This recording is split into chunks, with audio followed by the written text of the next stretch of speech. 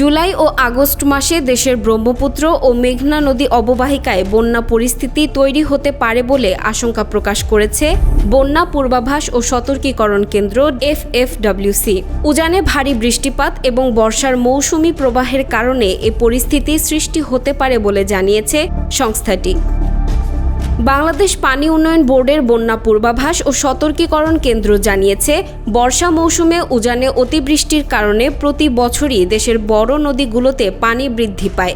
চলতি বছরের জুলাই ও আগস্টেও ব্রহ্মপুত্র ও মেঘনা নদী অববাহিকায় বন্যার ঝুঁকি রয়েছে। সংস্থাটির নির্বাহী প্রকৌশলী সর্দার উদয় রায়হান বলেন, বর্তমানে দেশের অভ্যন্তরীণ নদীগুলোর জন্য 10 থেকে 15 দিন আগেই বন্যার পূর্বাভাস দেওয়া সম্ভব হচ্ছে। তবে উপকূলীয় নদীগুলোর ক্ষেত্রে 3 দিন আগে পর্যন্ত নির্ভরযোগ্য পূর্বাভাস দেওয়া যায়।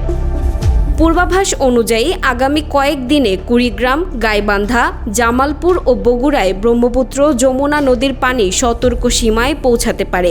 একই সময়ে সিলেট ও সুনামগঞ্জে সুরমা কুশিয়ারা নদীর পানি সতর্ক সীমায় প্রবাহিত হওয়ায় নিম্নাঞ্চল প্লাবিত হওয়ার আশঙ্কা রয়েছে।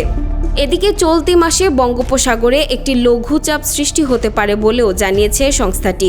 এর প্রভাবে উপকূলীয় নিম্নাঞ্চলে আকস্মিক বন্যার ঝুঁকি তৈরি হতে পারে। বিশেষজ্ঞরা বলছেন, অতীতের অভিজ্ঞতা বিবেচনায় রেখে আগাম প্রস্তুতি, নিয়মিত পূর্বাভাস অনুসরণ এবং স্থানীয় প্রশাসনের সমন্বিত উদ্যোগই সম্ভাব্য বন্যার ক্ষয়ক্ষতি কমানোর সবচেয়ে কার্যকর উপায়। সামিরা বাঁধন, আয়না টেলিভিশন।